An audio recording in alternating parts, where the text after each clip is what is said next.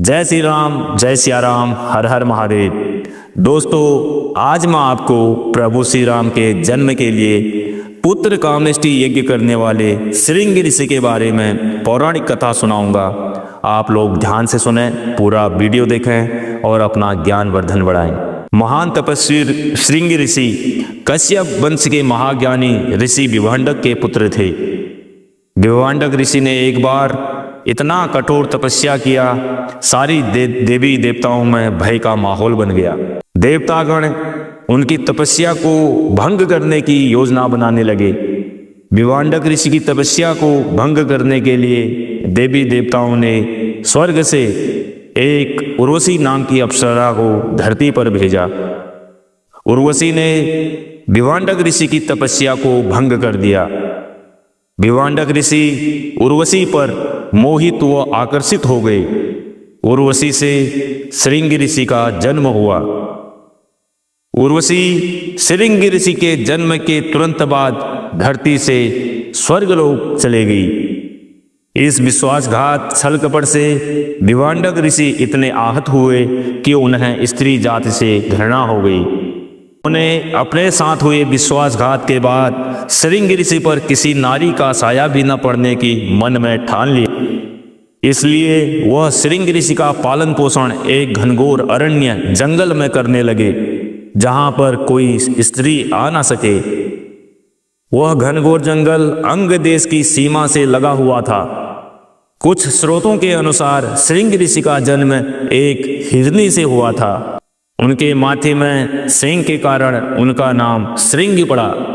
ऋषि श्रृंग ने काम, क्रोध, मोह, लोभ को वश में करने के लिए इंद्रियों को संयमित करके घोर तपस्या की।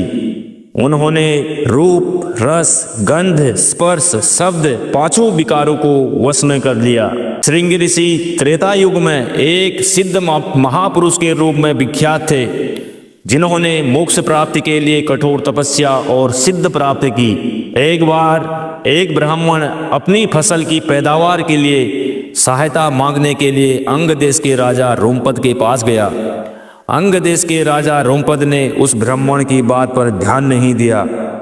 अपने भक्त की बेइज्जती पर इंद्रदेव नाराज और गुस्सा हो गए। इंद्रदेव ने अंग देश में बारिश करना बंद कर दिया, जिसके कारण अंग देश में भयंकर अकाल और सूखा पड़ गया। राजा रोमपद अकाल के कारण परेशान और निराश हो गए। रोमपद ने ऋषि मुनियों और मंत्रियों से परामर्श लिया तथा इस निष्कर्ष में पहुंचे कि श्रृंग ऋषि ही इस समस्या को दूर कर सकते हैं।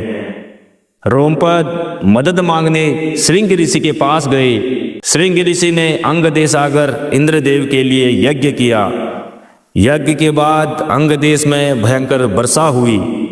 प्रजा, जीव जंतु खुश हो गए। अंग देश में खुशियों और जश्न का माहौल बन गया। इससे खुश होकर वर्षणी और रोमपद ने अपनी गोद ली हुई पुत्री शांता का विवाह श्रृंग ऋषि के साथ कर दिया। शांता राजा दशरथ और माता कौशल्या की पहली संतान थी। राजा दशरथ ने कौशल्या की बड़ी बहन वर्षणी और अंग देश के राजा रोमपद को शांता को गोद दे दिया था, क्योंकि उनकी कोई संतान नहीं थी। शांता प्रभु श्री राम की बड़ी बहन थी और श्रृंग ऋषि प्रभु श्री राम के बहनोई थे। जब अयोध्या के राजा दशरथ और तीनों रानियां संतान न होने के कारण परेशान और निराश थे, कुलगुरु वशिष्ठ ने राजा दशरथ को पुत्र कामेष्टि यज्ञ के लिए श्रृंग ऋषि के पास भेजा था। श्रृंग ऋषि ही पूरे जगत में एकमात्र पुत्र कामेष्टि यज्ञ के ज्ञाता थे।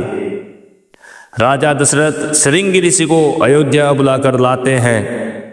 उनके पुत्र कामेष्टि यज्ञ करने के बाद प्रभु श्री राम, भरत, लक्ष्मण और शत्रुघ्न का जन्म होता है।